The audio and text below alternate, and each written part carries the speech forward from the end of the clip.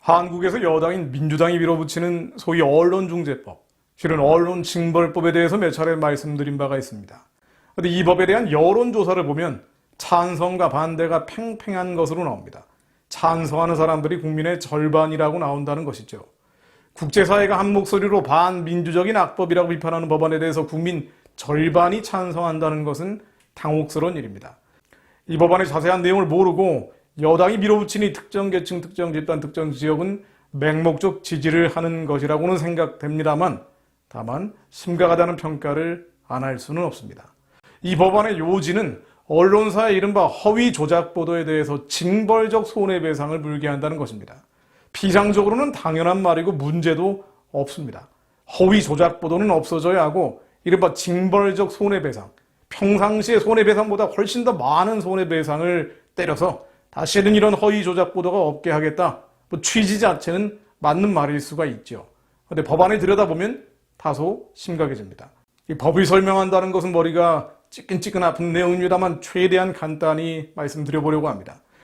언론중재법 개정안 제2조 제17호의 3을 보면 이 허위 조작 보도에 대해서 허위의 사실 또는 사실로 오인하는 정보를 언론 인터넷 뉴스 서비스, 인터넷 멀티미디어 방송을 통해 보도하거나 매개하는 행위를 말한다고 규정하고 있습니다. 제30조의 2에서 허위 조작 보도에 대한 특칙도 신설하고 있는데요.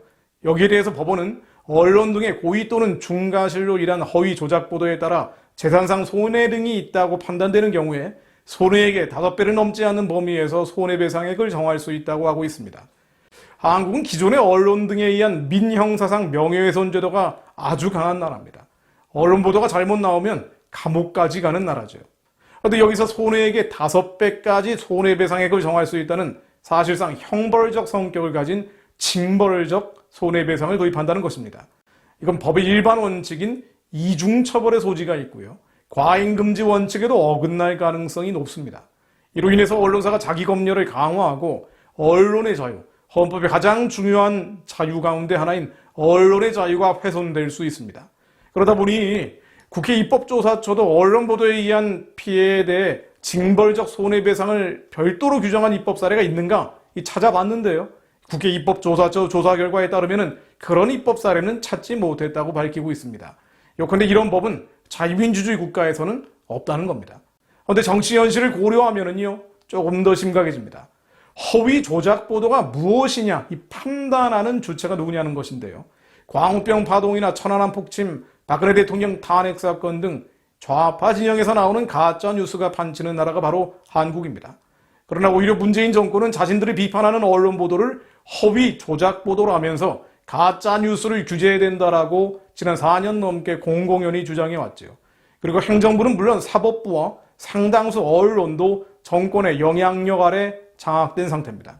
결국 법원에서 판단되는 허위 조작 보도는 정권의 비판적 보도나 주장이 될 것이 100% 확실합니다. 법이 아니라 정치적 판단이 될 수 있다는 점에서 법이 명확하게 규정돼야 한다는 명확성의 원칙에 어긋나는 위헌적인 법률입니다. 또 언론중재법 개정안 제30조 제2항을 보면 법원이 제30조 제1항에 따른 손해액의 구체적인 금액을 산정하기 곤란한 경우에는 언론사 등의 사회적 영향력과 전년도 매출액 등을 적극 고려하여 인정되는 정당한 손해액을 산정하도록 한다고 되어 있습니다. 언론중재법 개정안은 이 구체적인 매출액에 따른 기준을 명확하지 않고 법원으로 하여금 그 손해액 산정을 언론사 등의 사회적 영향력, 전년도 매출액을 우선하는 기준으로 산정하도록 하고 있습니다. 이거 참 애매한 기준인데요. 사회적 영향력, 보기 나름 아니겠습니까? 게다가 정당한 손해액, 이것도 보기 나름이겠죠. 그 결과 연간 매출액 2천억 원 이상으로 알려진 주요 언론사가 부담하게 되는 손해배상의 범위는 그야말로 턱없이 올라갑니다. 실제 언론소송을 담당했던 법률 전문가들은 이 법이 적용될 경우에 주요 언론사들은 종전에 수백만 원 또는 수천만 원에서 수억 원 또는 수십억 원의 금액으로 산정할 수 있도록 그 책임을 10배 내지 100배 이상으로 가중시킨 것이라고 설명을 합니다. 요컨대 조선, 동아, 문화, 중앙일보 등은 정권의 비판적 보도를 앞으로는 하기 어려워진다는 것입니다. 저도 이런 메이저 언론을 그다지 좋아하지 않는 사람입니다만 소위 보수 언론이라는 조선, 동아, 문화, 중앙일보나 TV조선, 채널A 등이 사라진 뒤에 좌파 매체들만 나팔을 불어댈 세상은 더 끔찍할 것이 분명합니다. 이러다 보니 국내 언론단체들은 반대 입장을 분명히 하고 있습니다. 관훈클럽과 대한언론인회, 한국기자협회, 신문방송인 편집인회, 신문협회, 여기자협회, 인터넷신문협회 등 언론단체 7개는 언론의 재갈을 물린 위헌적 입법 폭거라는 공동성명을 냈습니다. 정치권도 마찬가지입니다. 집권당 하는 일 대부분의 입장을 함께 해온 정의당은 언론단체들과 이 법안에 반대하는 공동기자회견을 가졌습니다. 국제사회에서도 한국의 언론징벌법을 걱정하는 소리가 끊이지 않고 있습니다.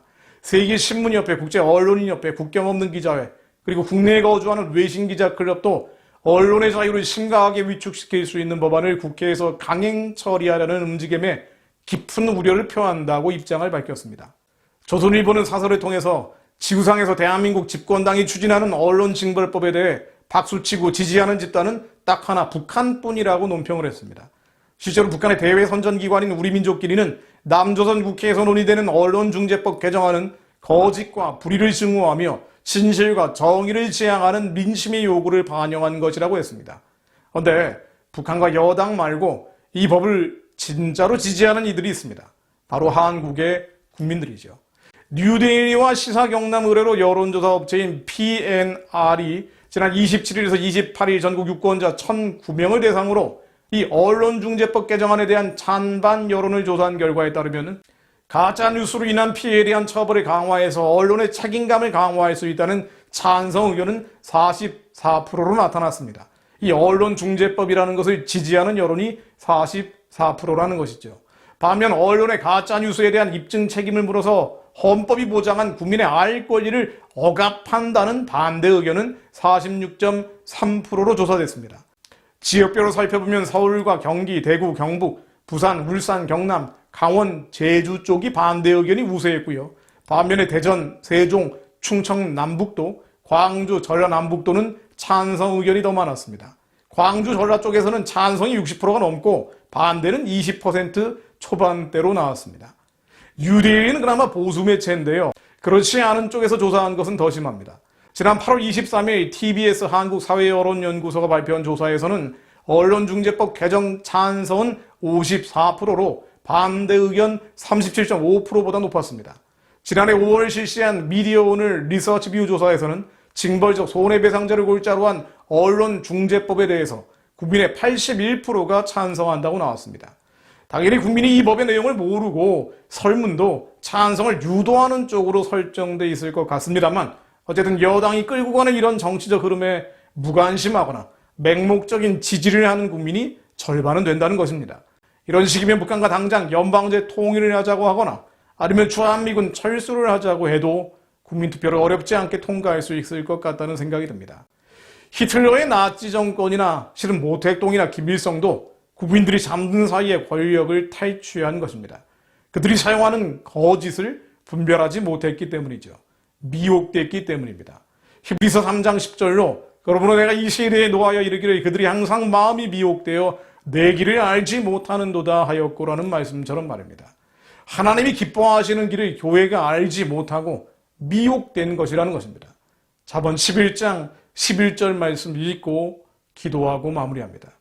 성읍은 정직한 자의 축복으로 인하여 진흥하고 악한 자의 입으로 말미암아 무너지느니라. 하나님, 사명 많은 한반도에 너무나 많은 거짓이 번지고 있습니다. 성읍은 정직한 자의 축복으로 인하여 진흥한다는 말씀처럼 정직한 자들의 입술을 더 크게 벌리게 하시고 악한 자들의 입을 주님께서 막아주시어 거짓과 선동이 예수 그리스도 이름으로 무너지게 하옵소서. 하나님, 무엇보다 교회가 정신을 차리게 하옵소서. 한국의 교회가 거짓과 속임수에 넘어지지 않게 하시고 남은 자들이 미혹되지 않게 하시어 무엇이 하나님의 선하고 기쁘고 온전하신 뜻인지 우리 안에 계신 성령께서 분별하시는 어린 양만 따라가는 자들이 될 수 있도록 하나님, 저희들에게 지혜의 영과 계시의 신을 부어주옵소서. 저희들이 더 회개하게 하시고 하나님 앞에 온전한 자들로 설 수 있도록 우리 안에 남아있는 죄성들, 부패하고 타락한 죄악들을 예수 십자가에 못 박고 오직 하나님의 착한 일 도모할 수 있도록 주님 아버지 저희들에게 분별의 영을 허락해 주옵소서. 한국 교회, 남아있는 교회들을 하나님 아버지 기름 부어주시어 그들을 지켜주시고 하나님 아버지 착한 강리 도모할 수 있는 마지막 때 주님의 제자들로 사용하여 주옵소서. 회복시켜 주옵소서. 불을 내려 주옵소서. 예수 그리스도 이름으로 기도드립니다.